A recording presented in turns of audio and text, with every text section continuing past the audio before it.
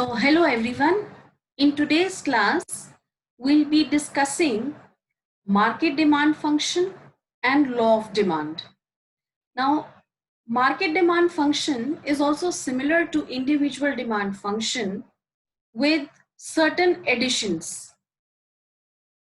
You can see this function that market demand for a particular commodity X is a function of means it is dependent on P of X, that is price of own commodity, and we had already seen that as the price of any commodity falls, its demand rises and vice versa. Then PR stands for price of related goods. Related goods are two in number: substitute goods and complementary goods. In substitute goods, the relationship between price of related goods and the demand for a good is positively related, whereas in complementary good, the price of related good and a demand for particular good under study is negatively related. Then Y stands for income of the consumer. On the basis of income of the consumer also, we have divided the type of goods into two categories: normal goods and inferior goods. Now, for normal good, if the income of the consumer rises, demand for good X will also increase. But if the income of the consumer falls, then the demand for normal good will also fall. Whereas it's just the opposite case in case of inferior goods. If the income of the consumer rises, then the consumer will decrease the demand for inferior good, reason being that he will shift to the normal good. T stands for taste and preferences of the consumer. If they are in favor of the good, then the demand will increase, but if they are unfavorable, then the demand will decrease. E stands for expectations of the consumer regarding the future prices or the future availability of the goods.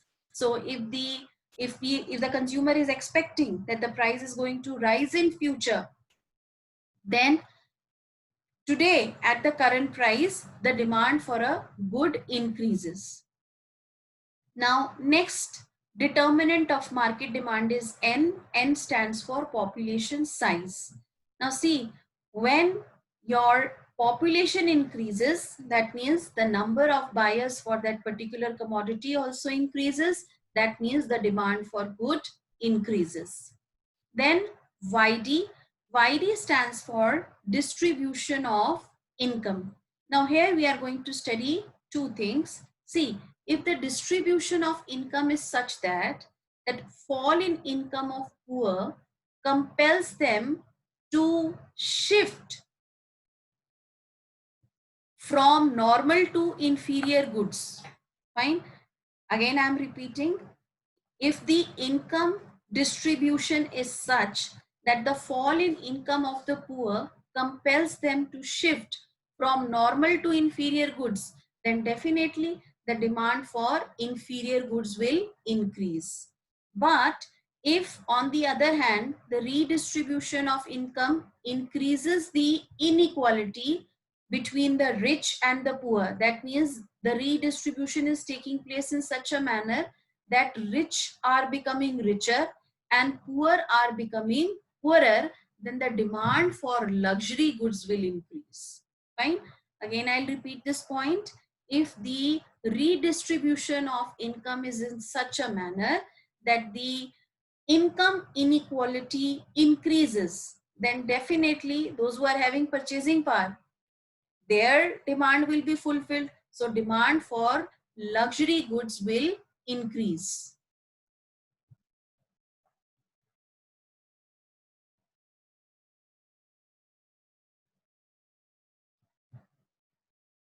Our next topic is law of demand. See, the statement of law of demand is that other things remaining constant, there is an inverse relationship between quantity demanded and own price of the commodity. Now we'll see that what is this other things remaining constant. Basically, these are the assumptions of the law of demand which are based upon our demand function. The law states that other thing remaining constant, we'll see that the inverse relationship existed between quantity demanded and own price of a commodity. It says, let's take an example. Like if the price of a particular commodity is rupees 10 per unit and the quantity demanded at this price is, let's say, 100 units. When the price of the commodity, it increases, it falls from 10 to 9, then the quantity demanded increases from 100 to 150.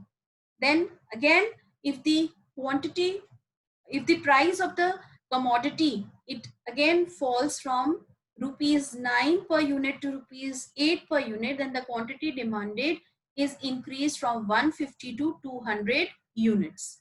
Fine. Now you can very well visualize that when the prices are falling, the quantity demanded is increasing, and this is what the statement of law of demand is. It says that the quantity demanded of a particular commodity is inversely related. That means inverse relationship exists between the price and the quantity demanded of a commodity. Now let's understand that what is this other things remaining constant. Other things remaining constants are nothing but the assumptions of law of demand. We, by other things remaining constant, we mean that all the other factors or determinants except the own price of the commodity, the other factors are not going to change, they are going to remain constant. For example, T, that is taste and preferences of the consumers, will not change, they will remain constant. Y, which stands for income of a consumer, there is no change in the consumer. Then PR, PR stands for price of related goods, that is also not going to change. And E stands for expectations about the future availability and price of the goods, that is also not going to change in near future. So following are the assumptions of your law of demand, and that is what is the meaning of other things remaining constant. Now the next topic is why demand curve slopes downward. Fine. If this question comes, it comes for 5 marks. Why demand curve slopes downward? So the answer to this question is that it slopes downward because of law of diminishing marginal utility, which operates income effect, substitution effect, size of consumer groups, and different uses of commodity. Again, I'll repeat. The demand curve slopes downward because of these 5 reasons. First is the operation of law of diminishing marginal utility, which we have already learned in consumers equilibrium. Income effect, substitution effect, size of consumer goods, and different uses of a commodity. Now let us learn their explanation in detail. See, this question can be asked in other form also, that why more of a good is purchased when its price falls. Why more of a good is purchased when its price falls. So the first is law of diminishing marginal utility. If you recall, it says that the consumption of commodity increases as we increase the consumption of commodity. The satisfaction or the utility derived from each successive units goes on decreasing. That was law of diminishing marginal utility. Again, I'll repeat. The law states that as we increase the consumption of a particular commodity, the satisfaction or utility derived from each successive unit goes on falling. Therefore, for every additional unit to be purchased, the consumer will be willing to pay less and less price. Why? Because the additional satisfaction is also falling when we are consuming more and more units of goods. Second is your income effect. Now, income effect refers to the change in quantity demanded when the real income of the buyer changes as a result of a change in the price of a commodity. Let's take an example. See, the price of commodity, let's say it's falling. whenever the price fall, the income of a consumer increases in real sense. Now, how it increases in real sense? That within the same income, now a consumer can buy more of the commodity. We can have this as a numerical example. See, let us say the consumer income is 100 rupees, fine, and the price of milk is rupees 10 per liter. Now, if we assume that consumer is spending whole of his income on purchasing the milk, so he is able to purchase 100 divided by 10, which is equal to 10 liters of milk. Fine. Now, if the price of milk is just reduced, let's say it's just half. It was 10 rupees a liter, now it's 5 rupees a liter. Now, if this is going to happen, then the consumer's real income increases in the sense that if the consumer now spends whole of his income like before in purchasing the milk, then now he is able to purchase 100 divided by 5, which is equal to 20 liters of milk. Fine. So, though the income is not increased of the consumer, since the price of a particular commodity has decreased, therefore he is able to buy more as his real income increases. This is your income effect. The third is your substitution effect. Now, substitution effect refers to substitution of one commodity for the other when it becomes relatively cheaper. Again, let's take an example. Price of tea falls. Now, when the price of tea falls, tea is substituted in place of coffee. When the tea has become relatively cheaper, so few of the coffee drinkers will also shift to tea. Why? Because tea is become relatively cheaper than before. The tea drinkers will definitely, with the fall in price, will increase the consumption, and the substitute drinkers, that is substitute coffee drinkers of tea, will also shift from consumption of coffee to tea. So therefore the number of consumers increases, the demand for tea increases. The same reason we are going to apply for the fourth reason, that size of the consumer group. When the price of the commodity falls, it attracts new consumers who can now afford to buy it. That means they were previously unable to afford it because the price was high, but now since the price is fallen, so those consumers who were previously unable to buy the commodity are now in a position to buy it. And last point or factor which is going to describe that why we buy more of a good when its price fall is different uses of a commodity. Now see, milk is a very good example. It is used for making curd, cheese, butter. Now, what happens if the price of milk reduces? Now, when price of milk reduces, it can be put into different uses, which previously we were not having. For example, अगर milk बेटा costly है, तो हम let's say cheese की manufacturing हमने बंद कर दी थी, या बटर की मैन्युफैक्चरिंग बंद कर दी थी, या हमने स्वीट्स की मैन्युफैक्चरिंग बंद कर दी थी.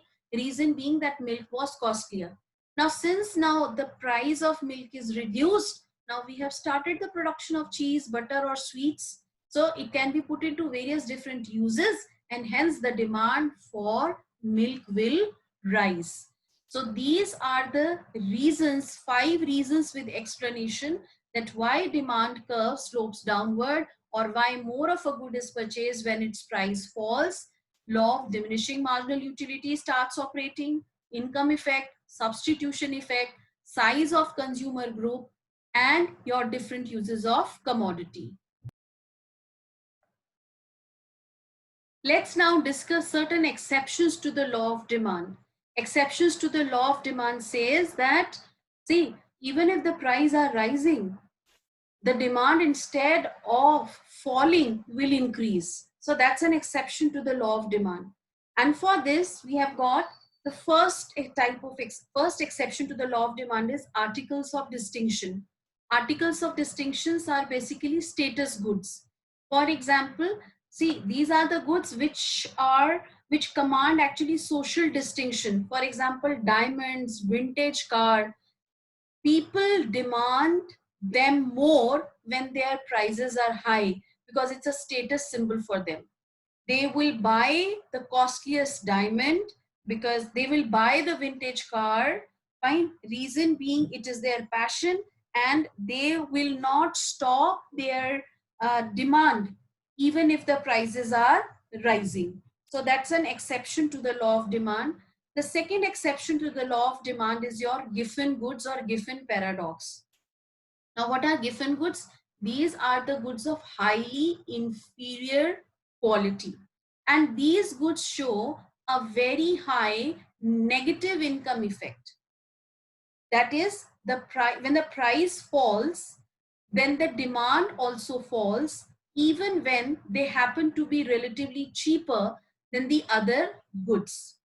The third exception to the law of demand is that when the consumers judge the quality of a commodity by its price, this कि अगर महंगा है good तो ही ये अच्छा होगा, and if it is of low price, then that means there's something wrong in the quality. Maybe you may be offering best of the quality, but it's a perception of the consumer that if it is of low quality, then that means it is of not, sorry, if it's of low price, that means the quality is also inferior. The very apt example nowadays is organic farm products. Now the richer section of our society nowadays, they are consuming organic farm products. They, even if their prices are rising, so the people are becoming health conscious, they do not want to have the goods in which we have used fertilizers or pesticides, all wants to have organic farm products. So this is, you can say, these are the articles of uh, again, you can categorize them in articles of distinction in the sense that rich section of the society are demanding them. They are becoming more health conscious. So even if their prices are rising, their demand will increase. And that is why these three categories of products, articles of distinctions, Giffen goods, and the third category of goods where the consumer is judging the quality of the commodity by its prices, are the exception to the law of demand. Now, beta, we had already studied the demand function, which says that demand for a particular commodity X is a function of, or it is dependent upon, price of the own commodity, price of related goods, income of the consumer, taste and preferences of the consumer, and E stands for expectation about the future prices of the good, right? And we had also seen that the law of demand says that other things remaining constant, the price of the particular commodity is inversely related to its demand. So now we are going to see the graphical representation where we will assume that these other factors of other determinants or factors of demand which are influencing the price of the goods, fine, they are to be kept constant, and we will study that how the price of a commodity is affecting the demand for a particular commodity graphically. Now, if I plot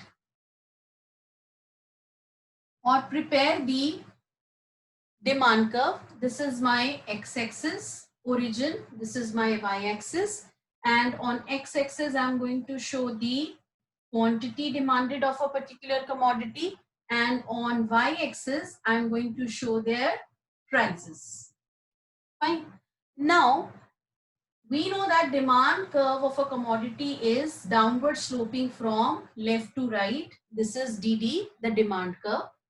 And let's say that we are at point A on the demand curve, where at price OP, OQ is the quantity demanded. At price OP, OQ is the quantity demanded.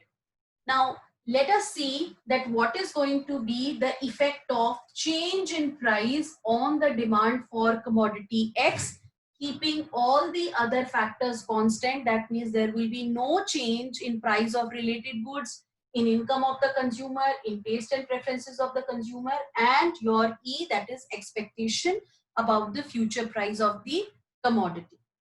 Fine.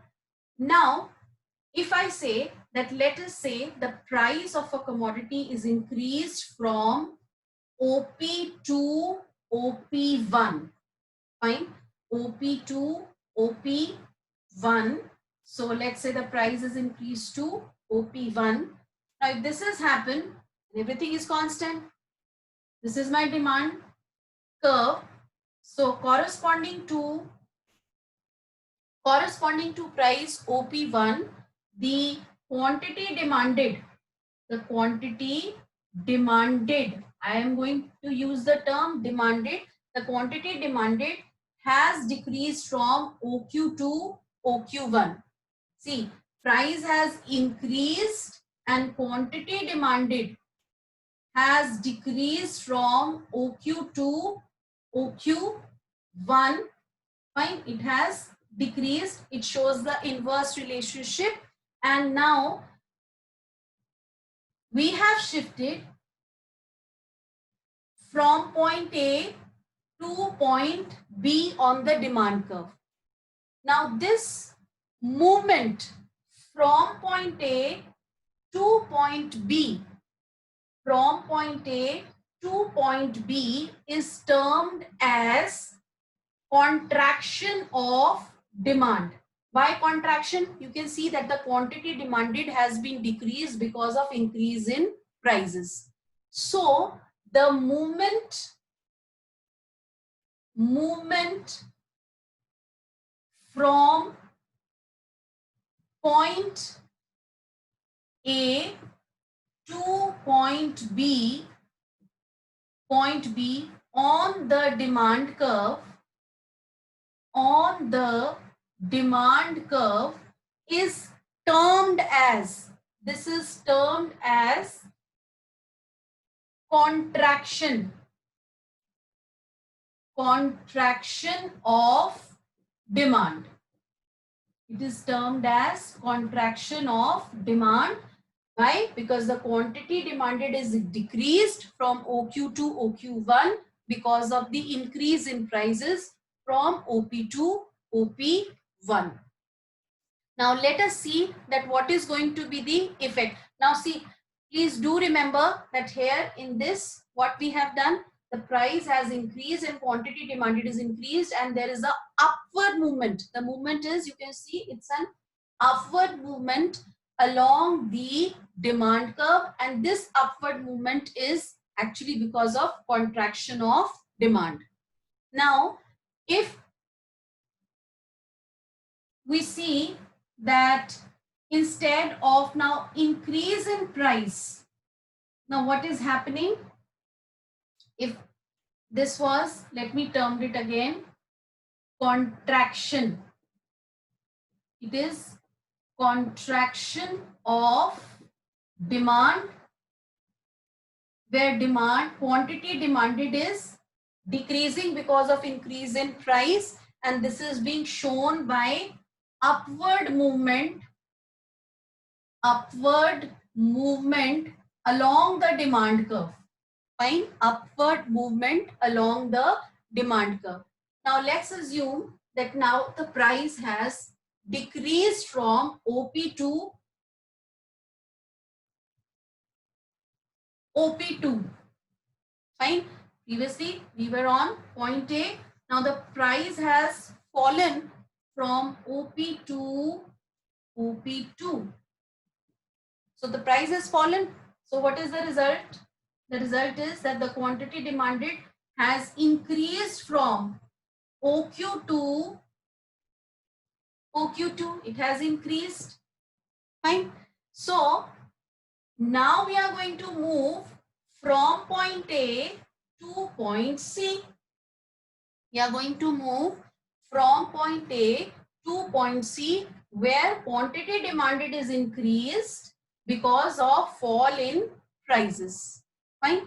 Quantity demanded is increased because of fall in prices. So this movement, this is your downward movement along the demand curve, is termed as extension of demand. This is termed as extension of demand. Extension of demand means, see, the other term could be expansion of demand, extension or expansion of demand. And this means that there is a downward movement along the demand curve, and this downward movement along the demand curve is actually denoting that quantity demanded has increased from OQ to OQ1 because of the fall in prices from OP to OP2.